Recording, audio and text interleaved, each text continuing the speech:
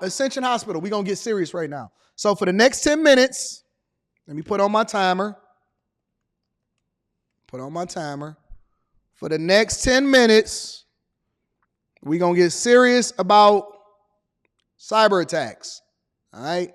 10 minutes, 35 seconds, cyber attacks, Ascension Healthcare. But I also got a really big point that I want to make as a result of this also. So let me bring you up to speed on what's going on out in these streets with the cyber attacks that's happening every single day that they don't want to tell you about. I'm going to continue to read super chats throughout the show. And I'm also reading Cash Apps because I see y'all in these streets on that too. Take a look. We're going to go now to another developing story. Ascension Hospital still in the throes of a massive cyber attack a day after it was detected. Some patients, we are told, have been diverted, while Ascension reverts to pen and paper to handle some patient records. Yeah, in the latest update, Ascension saying it's trained for these kinds of disruptions. And it's as we continue to assess the impact and duration of the disruption. Now, we talked with a cyber expert and ER doctor at Ascension and a spokesperson to get a better understanding for you what's happening right now and what's still to come. A cyber attack of unknown origin continues to disrupt clinical operations at Ascension Healthcare Network that serves 19 states with 140 hospitals, 14 in Michigan, including 6 here in Metro Detroit. In a Thursday statement, the health system says it is investigating, responded immediately, and has activated remediation efforts. And I believe that Ascension used to be called Trinity Healthcare, if I'm not mistaken, and then they changed it. I don't know. Somebody confirmed that for me. But I believe that Ascension Healthcare used to be called Trinity Healthcare. I used to have some people. Actually, it's pretty funny because I actually got denied a job back when I was a little bit down on my luck, and I thought that I was about to come up. And I went through the interview process, and they were saying, nah, you can't work here. So I was like, oh, okay. All right, well, y'all going to regret that because I'm definitely going to be rich as hell again one day. One day after the recession in 2008, this was one of the places that I had got an interview for. You know what's so funny? Let me just say this really quickly before we get too derailed. I've never, outside of my brother getting me the job at the plant, my very first job out of high school, I've never been the guy that's been able to land a job that somebody put me in for. You know, like how a family member, you talk to a family member, oh man, get me in there. My uncle was working at Ascension, formerly Ascension. It was Trinity Healthcare, if I'm not mistaken. And he was like, yeah, man, I'm going to get you in or whatever. You know, I'm going to hook you up. And he was at a high position because, you know, it was tough out here in these streets. So you really had to work your lefts and work your rights. And all the people that you had in your social circle and network, you have to tap in, right? And so I went and I applied or whatever. I went through the interview process and it was like, oh, no, we're not going to hire you or whatever. I've never been able to land those type of jobs for some reason. And maybe I'm just a C student and they didn't want to rock with me or whatever. Never been able to land those type of jobs where a family member refer you outside of my brother when I got in the steel mill. And I was just like, I was asking God, because, you know, at that time I really needed it. It was right there at the height of the recession. I had just got my cars repossessed and everything. And I needed that job. I really thought that I needed that job. And I just wasn't able to get it.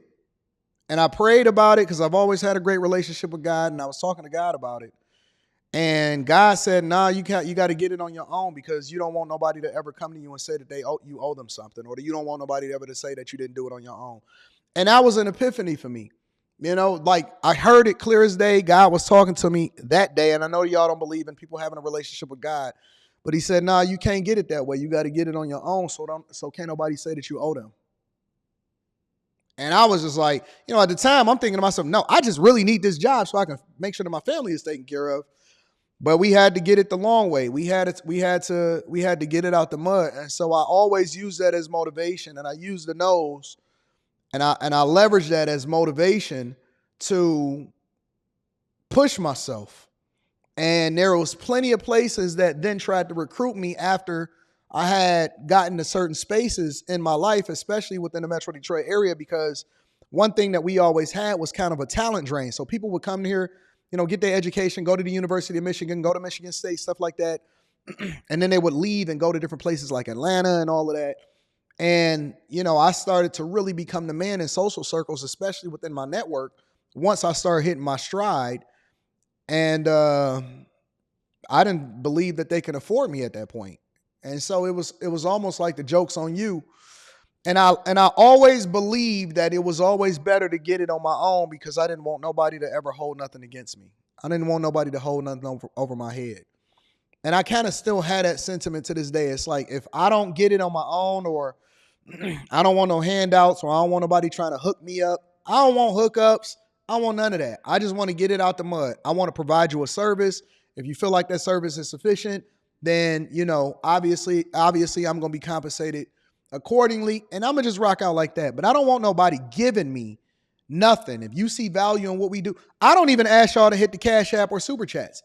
That's all why I always say that, the value that you see in this, you doing that on your own. And I'm going to always acknowledge the people that support the platform, but I'm never going to ask you for anything. If you see value in it, if you want to rock out with it, if you're going in this direction, then you're going to do it. But I'm always looking to add value, and then hopefully you're not able to live without it. You know what I'm saying? So that's always a mindset that I've had when it comes to jobs and success and stuff like that.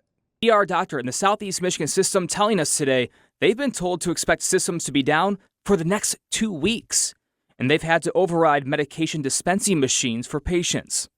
Some patients telling us on Facebook that Ascension staff is minimizing the impact. One telling us they've been to the ER twice in the last 12 hours, and despite the computer issues, everyone is very helpful and caring. You can pretty much assume that Ascension is in scramble mode.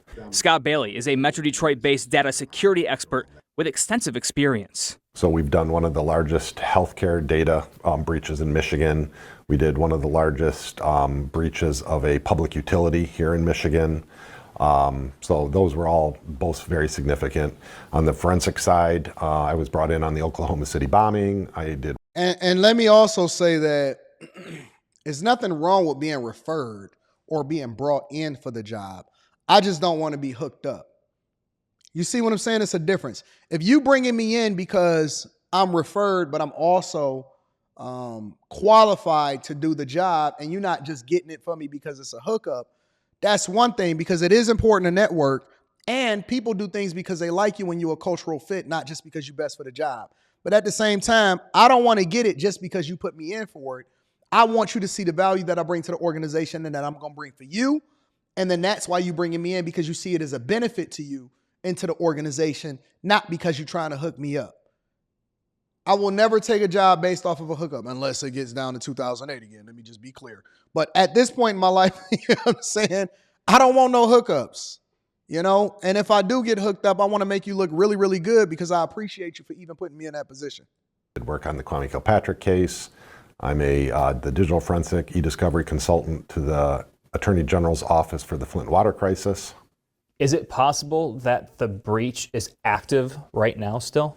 I mean, it certainly could be. When you think about Ascension is a massive organization in multiple states.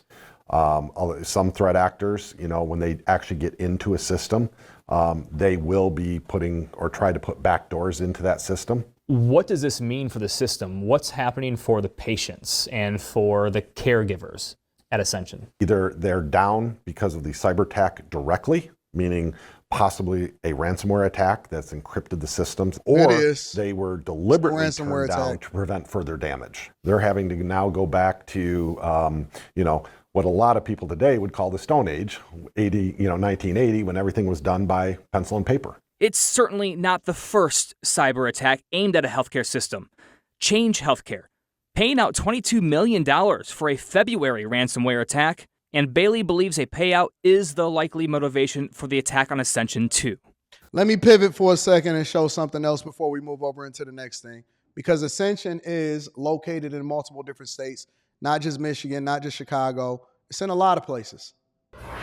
Thank you for joining us. I'm Julia Thatcher. Jeff Herndon has the evening off. We continue to follow a developing story.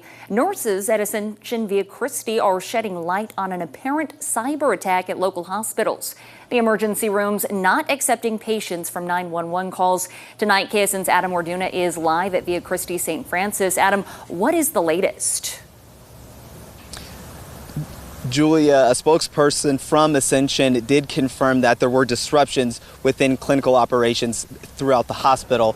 Now, what we do know is that they are prepared for these types of situations, and they say that they are making impact on patients as minimal as possible. Now, I spoke with a nurse to learn more about how the cyber situation is affecting their responsibilities. She said that the operating rooms were shut down today. She also says that the systems they use to scan medications before giving them to patients is also down, along with their electrical charts, saying that the manual operations aren't as efficient. We are paper charting. All medications and all lab orders are being handwritten and sent by pneumatic tube systems to the unit that they are supposed to go to. So basically what's being talked about in social circles or across the internet in particular, or across the news, is that it is a ransomware attack. The systems is down, and they're going to probably have to pay the ransom. And in the meantime, they operating off of a legacy system instead of operating off of this digital system that we've now become interdependent on. But the biggest takeaway from this is not necessarily the ransomware attack. It's the fact that you see this as an opportunity, right? A job opportunity. What is the biggest, and why I always, when people say, Anton, would you ever become a software, if you got to do it all over again, or if you exist in 2024 and you have to make a decision, would you ever become a software engineer? Or would you go into cybersecurity? For me personally, I'm going into cybersecurity 10 times out of 10 because that is the most needed. It is going to be, in my opinion, personally, especially going into the digital age with artificial intelligence and, more attacks on the rise, and literally every single type of business that you can think of, from hospital systems, private and public, to casinos. MGM Grand and Caesars just got hit, to federal governments and or local governments and stuff like that. They are all being basically crippled, and they have to invest more money every single day into these systems or cybersecurity professionals in order to be able to protect what it is that they got going on, especially with us moving into a digital age. And so as things become more efficient and effective as far as how we moving, we also got to take into consideration the protection that goes along with that. And so for me personally, if I'm giving a recommendation, I'm telling you to do it the right way, go to school the right way, get great grades, network effectively, and then break into the cybersecurity profession, because you will make a bag, and you will always, you don't see anybody in cybersecurity ever saying that they got laid off. You never, ever, and I'm not saying you can't be a software engineer, because software engineers is awesome also. There's always going to be a need for multiple levels in STEM. But you have never heard of anybody saying that I'm a cybersecurity professional and I got laid off. It is a crazy amount of demand for people that actually is going into cybersecurity personally. So that's what I take from it, because I'm a bag chaser.